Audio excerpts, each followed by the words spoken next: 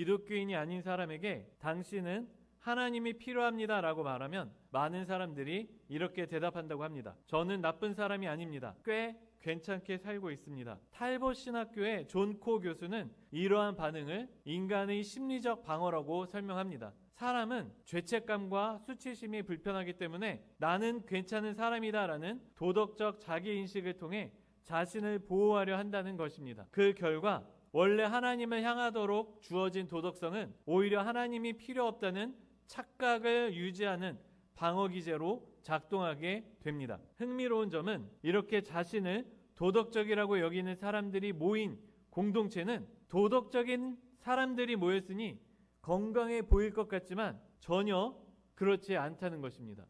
그 생각보다 그렇게 매력적이지 않다는 거예요. 2022년 영국 심리학회지에 실린 논문 Being Good to Look Good에 따르면 이 사실을 분명하게 알 수 있습니다. 이 연구에 따르면 자신을 매우 도덕적인 사람으로 인식할수록 타인의 잘못에는 더 엄격한 기준을 적용하는 반면 자기 자신의 잘못에 대해서는 이를 축소하거나 정당화하는 경향이 반복적으로 확인되었습니다. 이 결과는 34,323명을 포함한 대규모 다국적 자료와 700명을 대상으로 한 행동 실험을 포함한 4차례의 연구를 통해서 검증되었습니다. 그러니까 엄청난 연구 조사를 통해서 자기가 도덕적이라고 생각하는 사람은 다른 사람에게 더 비판적이고 자기 자신에게는 더 열려 있다는 것을 우리는 알 수 있습니다. 이처럼 도덕성은 사람을 더 나은 사람처럼 보이게 만들 수 있지만 동시에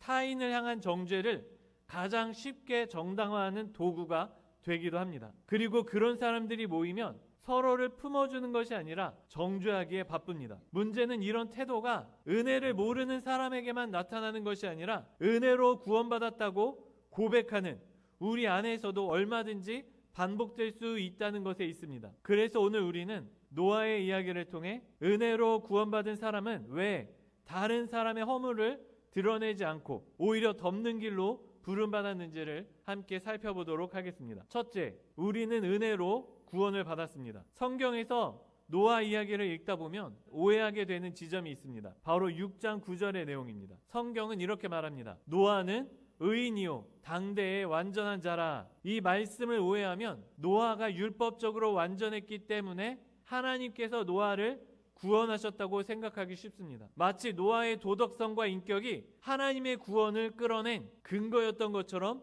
오해할 수 있습니다. 그러나 성경이 말하는 노아의 의는 죄가 전혀 없었다는 뜻이 아니라 하나님 앞에서 은혜로 받아들여진 의였습니다. 이를 분명히 보여주는 장면이 바로 다음에 등장합니다. 노아가 농사를 시작하여 포도나무를 심었더니 포도주를 마시고 취하여 그 장막 안에서 벌거벗은지라. 성경은 노아가 술에 취해서 못 볼 꼴을 보여줬다고 말합니다. 노아도 우리와 같이 실수와 연약함을 지닌 사람이었습니다. 그럼에도 불구하고 하나님께서는 이런 노아를 심판 가운데에서 건져주셨습니다. 즉 노아도 노아의 탁월함이 구원의 근거가 아니었습니다. 마찬가지로 우리도 우리의 힘과 능력, 공로, 도덕성이 구원의 근거가 아닙니다. 요즘 저희 아이에게 가르치고 있는 말이 하나 있습니다. 바로 주세요라는 말입니다. 물 주세요 하면 물을 주고 맘마 주세요 하면 밥을 줍니다. 그런데 이것을 잘못 이해하면 물 주세요라는 말 자체가 물을 받을 자격이나 권리처럼 느껴질 수 있습니다. 마치 그 말 한마디가 무언가를 얻어내는 공로인 것처럼 생각하는 것입니다. 그러나 이걸 듣고 모르는 아저씨가 지나가다가 1,000만 원만 주세요라거나 차 한 대만 주세요라고 해서 저희는 그것을 사주지 않는다는 것입니다. 그러니까 여기서 실제로 중요한 것은 주세요라고 하는 그 말이 아니라 그 말을 가르치고 응답하는 아버지와 아들의 관계라는 것입니다. 이 관계가 없다면 주세요라는 말은 아무런 힘을 가지지 못합니다. 믿음도 마찬가지입니다. 많은 사람들이 믿음을 구원을 얻기 위한 자기 공로처럼 생각하지만 성경은 그렇게 가르치지 않습니다. 마치 제가 아들에게 주세요라는 말을 가르치지만 그 말 자체가 물을 만들어내는 것이 아닌 것처럼 믿음 역시 성경이 믿음을 가르치지만 구원을 만들어내는 힘이 아닙니다. 믿음은 오직 십자가에서 이미 이루어진 구원을 받아들이는 통로일 뿐입니다. 그래서 성경은 믿음을 말할 때마다 그 믿음이 무엇을 붙들고 있는지를 분명히 합니다. 믿음의 능력이 아니라 믿음의 대상이 중요하기 때문입니다. 그 대상이 무엇이냐? 바로 십자가입니다. 그래서 바울은 이렇게 말합니다. 너희는 그 은혜에 의하여 믿음으로 말미암아 구원을 받았으니 이것은 너희에게서 난 것이 아니요 하나님의 선물이라. 행위에서 난 것이 아니니 이는 누구든지 자랑하지 못하게 함이라. 우리의 이 구원은 하나님의 선물이라는 것입니다. 우리의 이 구원은 우리의 행위에서 난 것이 아니라 하나님의 은혜로 주어졌다는 것입니다. 그래서 전에도 설명했지만 어거스틴은 그렇게 말한다는 거예요. 이 믿음조차도 하나님이 주신 은혜다. 그래서 우리에게는 이중 은혜가 있으니 첫 번째 은혜는 하나님이 우리를 십자가를 통하여 구원해 주시는 그 은혜고, 믿음으로 말미암아 주어지는 은혜고, 그리고 두 번째 은혜가 있으니 그 믿음조차도 하나님이 주신 것이다. 이것이 바로 어거스틴이 말하는 것입니다. 이러한 말씀에 근거하여 우리 개혁주의 신학에서는 믿음을 구원을 일으키는 원인이 아니라 하나님께서 이미 십자가에서 이루신 구원을 받아들이는 수단이나 통로라고 가르칩니다. 이것을 우리가 오해하면 잘못된 신앙을 형성할 수가 있습니다. 여기서 다시 창세기 6장으로 시선을 돌리면 성경은 매우 분명한 순서를 우리에게 보여줍니다. 그러나 노아는 여호와께 은혜를 입었더라. 이것이 노아의 족본이라. 노아는 의인이요 당대의 완전한 자라. 그는 하나님과 동행하였으며. 성경은 노아가 의인이었기 때문에 은혜를 입었다고 말하지 않습니다. 은혜를 입었기 때문에 의인으로 불리게 되었다고 말합니다. 은혜가 먼저이고 의로움은 그 결과입니다. 그리고 노아는 하나님과 동행하였다고 말합니다. 동행이라는 이 단어에서 우리는 하나님과 노아 사이에 친밀한 관계가 형성되어 있다는 사실을 알 수 있습니다. 마치 지나가는 사람이 아무리 요청해도 응답하지 않지만 아들이 아버지에게 주세요라고 말할 때 기꺼이 주는 것처럼 노아의 삶과 의로움 역시 관계에서 비롯된 은혜의 열매였다는 것입니다. 노아의 이야기는 우리에게 분명히 가르쳐 줍니다. 구원의 시작은 인간의 도덕성이나 결단이 아니라 하나님의 은혜입니다. 노아가 의인이었기 때문에 은혜를 입은 것이 아니라 하나님께서 먼저 은혜를 베푸셨기 때문에 노아는 의인으로 불리게 되었습니다. 믿음 역시 이 질서 안에 놓여 있습니다. 믿음은 구원을 만들어내는 능력이 아니라 십자가에서 이미 이루어진 구원을 받아들이는 응답입니다. 그러므로 우리의 구원의 근거는 믿음 그 자체가 아니라 그 믿음이 붙드는 십자가에 있습니다. 믿음은 다시 말하지만 공로가 아니라 통로이며 원인이 아니라 수단입니다. 결국 우리에게는 구원을 받을 만한 자격이 없었습니다. 우리가 아직 연약하였을 때, 하나님을 찾을 힘도 선택할 능력도 없을 때 하나님께서 먼저 우리를 사랑하셔서 그 아들을 십자가에 내어주셨습니다. 그러므로 우리의 구원은 처음부터 끝까지 은혜이며 우리는 다만 그 은혜에 응답하여 믿음으로 살아갈 뿐입니다. 그래서 여기 계신 성도님들은 우리의 노력이 아니라 우리를 붙드신 하나님의 십자가 은혜를 붙잡으시길 소망합니다.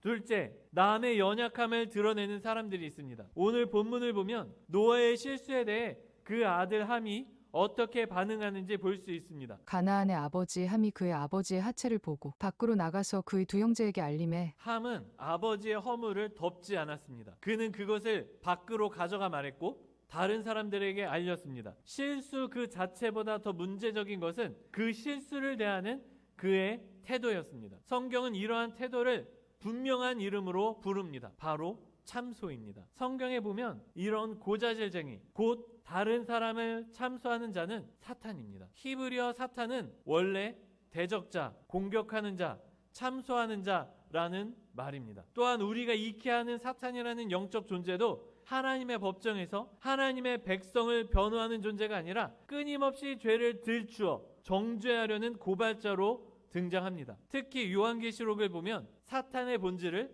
우리의 죄를 하나님 앞에 고자질하고 참소하는 존재로 드러냅니다. 내가 또 들으니 하늘에 큰 음성이 있어 이르되 이제 우리 하나님의 구원과 능력과 나라와 또 그의 그리스도의 권세가 나타났으니 우리 형제들을 참소하던 자 곧 우리 하나님 앞에서 밤낮 참소하던 자가 쫓겨났고. 또한 욥기 1장과 2장에서 사탄은 욥의 신앙을 의심하며 그의 믿음이 순수하지 않다고 고발하는 자로 나타납니다. 즉 사탄의 본질은 죄를 해결하는 데 있지 않고 죄를 드러내어 정죄하는 데 있습니다. 이 참소의 방식은 오늘날에도 반복됩니다. 그 한 예가 바로 사이버 레카 문화입니다. 몇 해 전 배우 김세로는 음주운전 사고를 일으켜 사회적으로 큰 비판을 받았습니다. 그는 자신의 잘못을 인정하고 활동을 중단했으며 법적 책임을 감당하는 과정을 거쳤습니다. 이 지점까지는 분명히 잘못에 대한 책임을 묻는 정당한 비판의 영역이었습니다. 그러나 문제는 그 이후의 과정이었습니다. 자숙 기간 동안 전해진 그의 생활고 아르바이트를 했다는 소식, 사적인 근황 사진들까지 하나하나가 온라인과 유튜브를 통해 반복적으로 소비되었습니다. 일부 유튜버들과 매체들은 사실관계가 완전히 정리되지 않은 부분을 붙들고 쇼다, 가짜다, 진정성이 없다는 표현으로 그의 삶을 끊임없이 의심하고 공격했습니다. 이러한 방식은 잘못을 바로잡기 위한 비판이라기보다 한 사람의 연약함과 실패를 끝까지 드러내고 소비하는 구조에 가까웠습니다. 그리고 결국 김세로는 극심한 심적 고통 속에서 스스로 생을 마감하는 비극적인 결말에 이르렀습니다. 그런데 이러한 문화는 아직도 변하지 않고 있습니다. 그러니까 그 사람을 바꾸고 고치고 회개하게 하는 것이 아니라 어떻게 하면 저 사람을 나락 보내고 죽일 것인가, 그러한 관심을 가지고 있다는 거예요. 우리 사회를 보면요, 용서가 없어요. 어떤 사람이 잘못을 저지르면 그 사람이 무엇을 하든지 끝까지 찾아가 참교육이라는 이름으로 그 사람을 나락 보내려고 합니다. 그 사람의 생계를 유지할 수 있는 방안도 허락해 주지 않아요. 극단적인 상황까지 몰고 가는 거예요. 이것이 바로 참소하는 자의 모습입니다. 그런데 우리는 이런 참소하는 자의 모습을 교회 안에서도 찾아볼 수 있습니다. 2016년 한국일보에 당신의 뒷담화에 교회는 분열된다라는 기사가 실린 적이 있습니다. 제가 한번 읽어보겠습니다. 교회가 흔들리고 분열하는 배경도 마찬가지다. 하나님을 제대로 신뢰하지 못하는 성도끼리 서로를 적대시하고 헐뜯다 보면 공동체는 사실상 쪼개져 버린다. 근거 없는 소문과 가십은 단순한 말장난이 아니다. 교회를 하나님의 나라가 되지 못하게 만들고 교인들 간의 신뢰를 파괴하면서 반목과 질시를 높이는 심각한 악행이다. 라이프웨이 크리스천 리소스 대표 톰 레이너 목사는 지난 1일 교회에서 자행되는 험담과 뒷말이 끼치는 부정적 영향과 파괴력을 블로그를 통해 경고했다. 가십과 루머를 퍼뜨리는 본인은 물론 이를 전하는 교인과 나아가 교회 자체의 결정적 균열을 불러일으키는 암적 요소라는 것이다. 레이너 목사는 교회에서 성도가 뒷소문을 일으키는 악습이 교회의 단결을 파괴하는 교활하고 음흉한 죄라는 점을 가장 먼저 지적했다. 그리고 목회와 사역은 모두 다른 사람을 세우는데 초점이 맞춰져 있지만 뒷담화는 결국 자기를 내세우며 자기를 만족시키려는 행위라고 경고했다. 가십과 소문이 교회와 성도를 돕고 세우는 경우는 절대 없다는 것이다. 이처럼 교회 안에서도 다른 사람들의 잘못과 연약함을 드러내고 소비하는 사람들이 있습니다. 이런 행위는 그 사람을 정말 생각하고 위해서 하는 것이 아닙니다. 결국 자기를 내세우고 자기를 만족시키기 위한 행위입니다. 그런데 이때 참소는 매우 경건한 언어를 입고 나타납니다. 분별이 필요하다. 진리를 지켜야 한다. 교회를 보호해야 한다는 말 속에서 실제로는 한 사람의 허물이 반복적으로 호출되고 그의 동기와 진정성이 끊임없이 의심받습니다. 그러나 진리는 사람을 자유롭게 하지만 참소는 사람을 묶고 고립시킵니다. 그래서 야고보 사도는 이렇게 경고합니다. 형제들아 서로 비방하지 말라. 형제를 비방하는 자나 형제를 판단하는 자는 곧 율법을 비방하고 율법을 판단하는 것이야. 내가 만일 율법을 판단하면 율법의 준행자가 아니요 재판관이로다. 입법자와 재판관은 오직 한 분이시니 능히 구원하기도 하시며 멸하기도 하시느니라. 너는 누구에게 이웃을 판단하느냐? 참소하는 순간 우리는 형제의 자리에 서는 것이 아니라 재판장의 자리에 서게 됩니다. 그러나 교회에는 단 한 분의 재판장만 계십니다. 그래서 또 예수님은 베드로를 향해 이렇게 말씀하십니다. 예수께서 돌이키사 제자들을 보시며 베드로를 꾸짖어 이르시되 사탄아 내 뒤로 물러가라. 내가 하나님의 일을 생각하지 아니하고 도리어 사람의 일을 생각하는도다 하시고 무리와 제자들을 불러 이르시되 누구든지 나를 따라오려거든 자기를 부인하고 자기 십자가를 지고 나를 따를 것이니라. 물론 마가복음에서 베드로는 다른 사람을 참소하던 것은 아닙니다. 하지만 베드로는 자신을 부인하지 못한 채 자신의 생각과 만족을 앞세웠고 그 지점에서 예수님께 사탄아 물러가라라는 책망을 받은 것입니다. 그러므로 여기 계신 성도님들께서는 우리가 다른 사람의 죄와 연약함을 말하고 싶어질 때 그 자리에 서기보다 십자가 앞에 서는 성도님들이 되시기를 소망합니다. 타인을 정죄함으로 자신을 세우는 사람이 아니라 자신을 부인함으로 다른 사람을 살리는 제자가 되시기를 바랍니다. 셋째, 은혜로 구원받은 자들은 남의 허물을 덮어줍니다. 성경은 이렇게 증언합니다. 셈과 야벳이 옷을 가져다가 자기들의 어깨에 메고 뒷걸음쳐 들어가서 그들의 아버지의 하체를 덮었으며 그들이 얼굴을 돌이키고 그들의 아버지의 하체를 보지 아니하였더라. 이 장면에서 우리가 주목할 점이 있습니다. 셈과 야벳은 아버지의 허물을 덮어주기만 한 것이 아니라 보지도 않으려 했다는 사실입니다. 그들은 의도적으로 시선을 돌렸고 허물을 보지 않기 위해 뒷걸음질로 들어갔다 나갔습니다. 그들은 노아에게 허물이 없다고 말하지 않았습니다. 그러나 그것을 드러내어 구경거리로 만들거나 조롱하거나 확대하지 않았습니다. 그들은 진실을 부정하지 않으면서도 한 사람의 존엄을 끝까지 지켰습니다. 이것이 은혜를 입은 자들의 태도입니다. 중요한 것은 셈과 야벳이 이렇게 행동할 수 있었던 이유입니다. 그것은 그들이 도덕적으로 더 우월했기 때문이 아니라 자기 힘과 의로 서 있는 사람들이 아니었기 때문입니다. 그래서 본문 말씀을 보면 이렇게 말합니다. 그러나 노아는 여호와께 은혜를 입었더라. 이것이 노아의 족본이라. 노아는 의인이요 당대의 완전한 자라. 그는 하나님과 동행하였으며 새 아들을 낳았으니 셈과 함과 야벳이라. 그때에 온 땅이 하나님 앞에 부패하여 포악함이 땅에 가득한지라. 하나님이 보신즉 땅이 부패하였으니 이는 땅에서 모든 혈육 있는 자의 행위가 부패함이었더라. 하나님이 노아에게 이르시되 모든 혈육 있는 자의 포악함이 땅에 가득함으로 그 끝날이 내 앞에 이르렀으니 내가 그들을 땅과 함께 멸하리라. 이 말씀을 보면 우리는 당시 모든 혈육 있는 자의 행위가 부패했음을 볼 수 있습니다. 이 부패함에서 자유로운 사람이 없었습니다. 그래서 하나님께서는 모든 사람을 땅과 함께 멸하겠다고 결심하십니다. 그러나 노아는 하나님의 은혜를 입어 하나님과 동행할 수 있었고 또 아무 자격이 없지만 노아의 아들들이라는 이유로 셈과 야벳도 은혜로 구원받을 수 있었습니다. 은혜로 살아가는 사람은 자신 또한 죄가 있지만 부패하지만 덮임을 받은 존재임을 압니다. 그래서 다른 사람을 자신의 기준과 능력으로 재단하지 않고 하나님께서 자신을 대하신 방식으로 이웃을 대합니다. 성경은 죄를 가볍게 여기라고 가르치지 않습니다. 동시에 죄인을 공개적으로 노출시키며 소비하라고도 가르치지 않습니다. 그래서 베드로 사도는 이렇게 말합니다. 무엇보다도 뜨겁게 서로 사랑할지니 사랑은 허다한 죄를 덮느니라.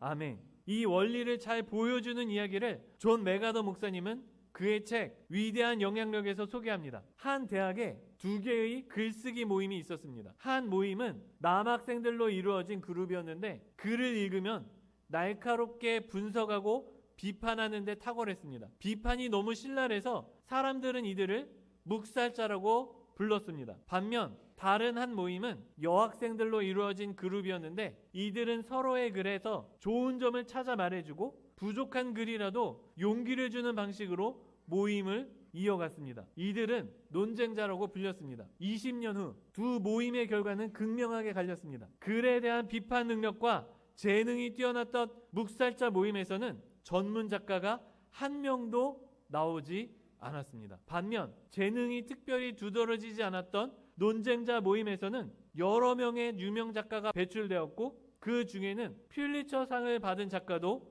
있었습니다. 존 메가더 목사님은 이 이야기를 통해 한 가지 사실을 분명히 보여줍니다. 사람을 자라게 하는 것은 정확한 비판이 아니라 은혜 안에서 주어지는 격려와 보호라는 사실입니다. 사탄은 죄를 끊임없이 들추어 정죄합니다. 그러나 하나님은 은혜로 죄인을 덮어 살리십니다. 그러므로 교회는 참소의 법정이 아니라 은혜로 숨을 수 있는 피난처가 되어야 합니다. 우리는 다른 사람의 허물을 참소하는 함의 길이 아니라 은혜로 살아가는 셈과 야벳의 길로 부름받은 사람들입니다. 서로의 허물을 소비하는 사람이 아니라 자신의 은혜로 다른 일을 덮어주는 사람입니다. 이제 말씀을 정리하겠습니다. 노아의 이야기는 우리에게 분명하게 알려줍니다. 우리의 구원은 처음부터 끝까지 은혜 안에 있습니다. 우리의 도덕성이나 결단, 믿음의 크기가 아니라 십자가에서 이루어진 하나님의 은혜가 우리 구원의 근거입니다. 믿음은 그 은혜를 만들어내는 힘이 아니라